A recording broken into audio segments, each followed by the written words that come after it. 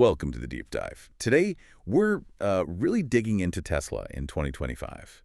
We've got the sources, and our job is to cut through all that noise, find the key insights for you, maybe uncover some surprises, those aha moments. Yeah, Tesla's always in the headlines, isn't it? But you know what the sources are showing for 2025?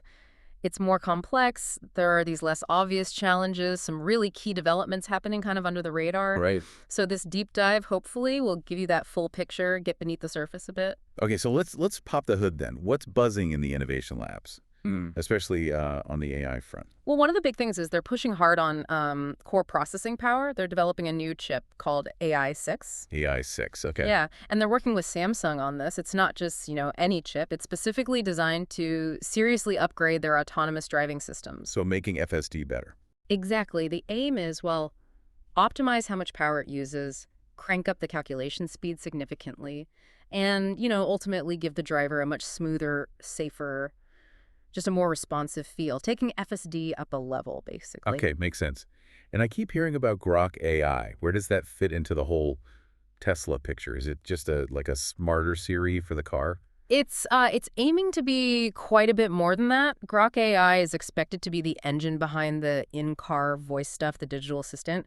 But think bigger than just commands. Okay. It's about changing how you actually interact with the car, managing data better, maybe even adding some predictive features, helping with driving, comfort, maybe anticipating what you need. So making the car more intuitive. Yeah, exactly. A more proactive partner, really. It's strategic, deepening that connection between the user and the vehicle itself. And it sounds like they're not just betting on pure tech either, something about comfort. That's right. The sources point to Tesla adding more comfort-focused accessories and features.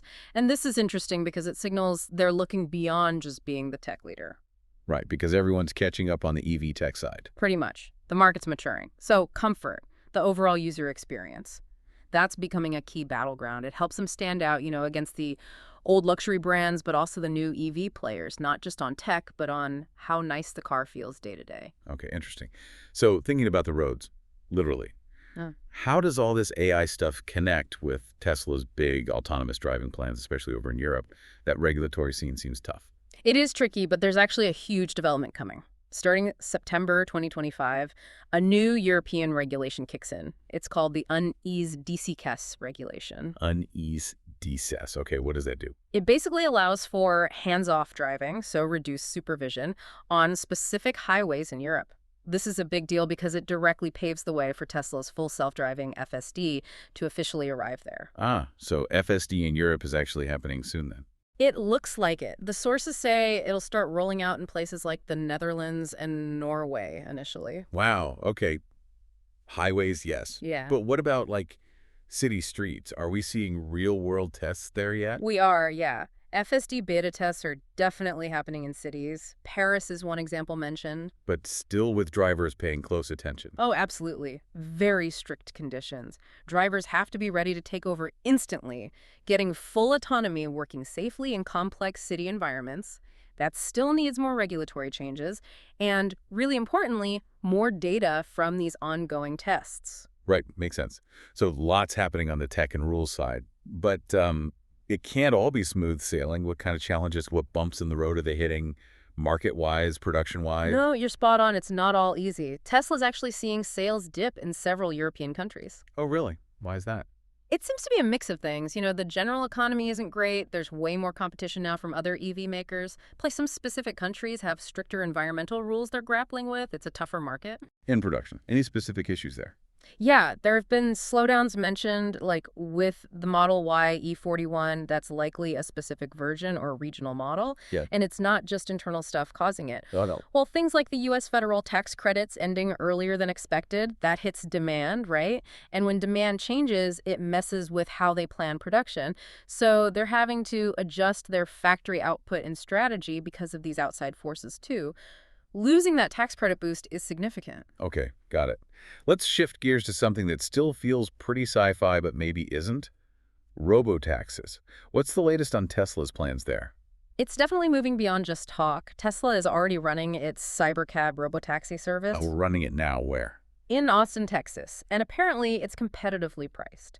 But maybe more importantly, running the service lets them collect just tons of real-world data. To make the system better. Exactly. That data is gold for refining the software, proving it works. So what's the plan? Austin first, then. The plan seems to be a gradual rollout to other U.S. states.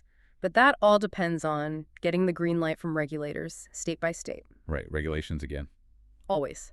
The big goal here is clearly to build a proper network, something that can actually compete with, Waymo, Uber, positioning Tesla as more than just a car company, a mobility service provider. That's a huge ambition. Okay, finally, let's bring it back to the big picture, the money side. There was a lot of noise recently about a massive incentive for Elon Musk. Yeah, that's the $29 billion stock award package. The sources definitely highlight that. $29 billion. Wow. What are the implications of that? Well, they're pretty significant. It impacts Tesla's governance, how the company is run, and of course, how investors feel.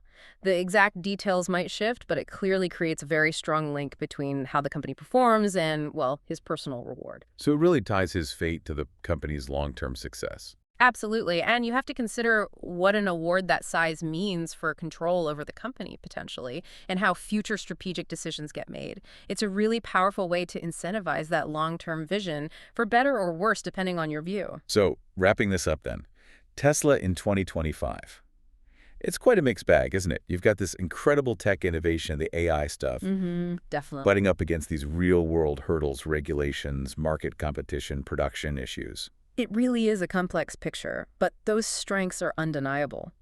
The AI integration with Grok, the new AI 6 chip that's pushing boundaries, and those changing European rules, that's a real opportunity for them. Right. Plus, the bold financial moves and the Robotaxi rollout, it all points to a company still trying to transform things. So maybe the question for you listening is, when you look at all this, the AI leaps, the regulatory shifts, the market fights, the Robotaxi dream, what does it really tell us about where transportation is headed? And maybe what even is a car company anymore? Something to think about in your own drive. Definitely something to chew on. Thanks so much for joining us on this deep dive. We hope you keep exploring, keep connecting those dots for yourself,